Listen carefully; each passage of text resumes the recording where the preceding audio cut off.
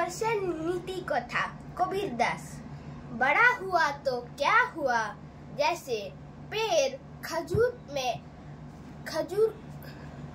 खजूर पंथी को छाया नहीं, फल लागे अति दूर। এটার মানে কি, যে তুমি যতই বড় হও না কেন, ঠিক আছে, যেমন খেজুরের পেড় ছায়া দিতে পারে না, বড় হওয়া মানেই যে সে সবাইকে ছায়া দিতে পারবে এরকম নয়, বোঝা গেছে?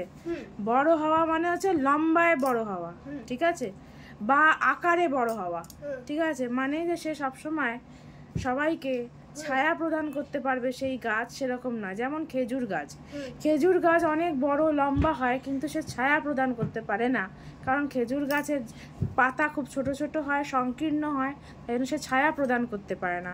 তাই আমাদের সমাজে কাউকে আশ্রয় দেওয়া, কাউকে ছায়া দেওয়া, কাউকে শীতলতা দেওয়ার জন্য তোমাকে অনেক টাকা পয়সা থাকতে হবে, অনেক বড় হতে হবে, এরকম কোনো মানে নেই। पंथी को छाया नहीं, फल লাগে অতি দূর। যে পন্থী মানে হচ্ছে কি পথিককে ছায়া দিতে পারে না, ফলও অনেক কম হয়, সব সময় সব খেজুর গাছে ফল হয় না। তারপরে आवत गाड़ी एक है, उल्टट होई अनेक, कहाँ कबीर नहीं, उल्टिए वही एक की एक। তাহলে বলো, যে আমাদের যদি কেউ গালি দেয়, কোনো খারাপ কথা বলে, তাহলে সে বলতেই পারে, খারাপ কথা বলে সে খারাপ হয়, কিন্তু তুমি যদি একটা খারাপ কথার পরিবর্তে নিজেও খারাপ কথা বলতে থাকো, গালি দিতে থাকো, তাহলে তার থেকেও তুমি বেশি খারাপ কাজ করবে, বোঝা গেছে? এবার রহিমের বলো দেখি। रहीम, बिगड़ी बात बने नहीं, लाख करो किन कोई, रहीमन फटे दूध को मथे ना माखन होय। তাহলে কি বলছে রহিমজি কি বলেছিলেন, যে যখন দুধ একবার ফেটে যায়, দুধ যদি একবার কেটে যায় বা ফেটে যায়, সেই দুধ দিয়ে যেমন আর কোনোদিনও মাখন তৈরি করা যায় না, যতই তুমি দুধকে মানে ফেটতে থাকো সেটা দিয়ে আর কোনোদিন মাখন তৈরি হবে না, তেমনি যদি কারোর কথায় কারোর কাজ বিগড়ে যায়, তাহলে সেই কাজ আর কোনোদিন ঠিক হয় না। তারপর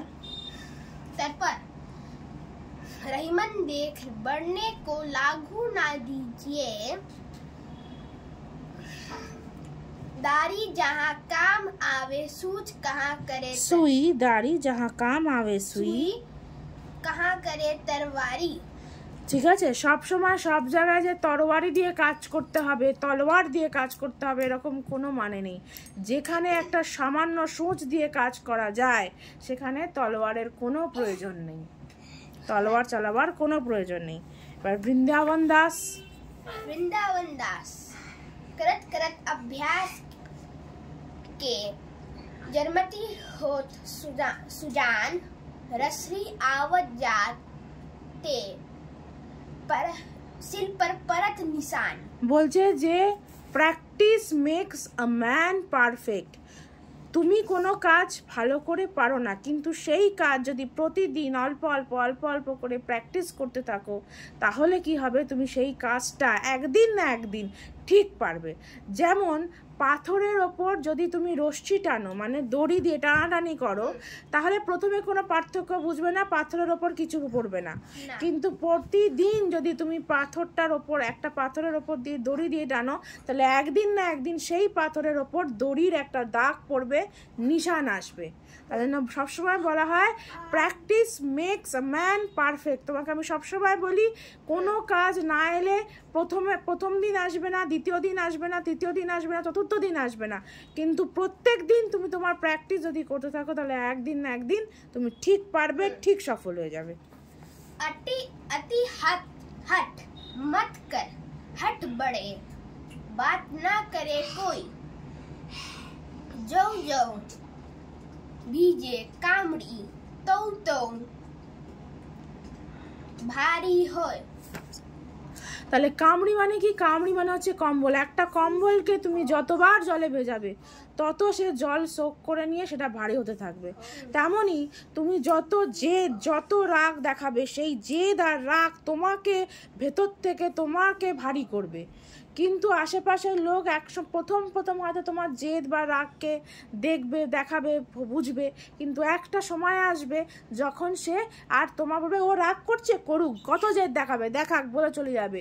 কিন্তু তুমি সেই জেদ বা রাগকে নিজের মধ্যে পুষে রেখে কি করবে, নিজের ভেতর থেকে ভারী হতে থাকবে। যেমন একটা কম্বলকে তুমি যতবার জলে ডোবাবে তত সে জল শোক করে ভারী হতে থাকে। ঠিক তেমনই তোমার ভেতরটাও রাগ, তোর জিদ, এই হট দিয়ে তত ভারী হতে থাকে। বোঝা গেছে?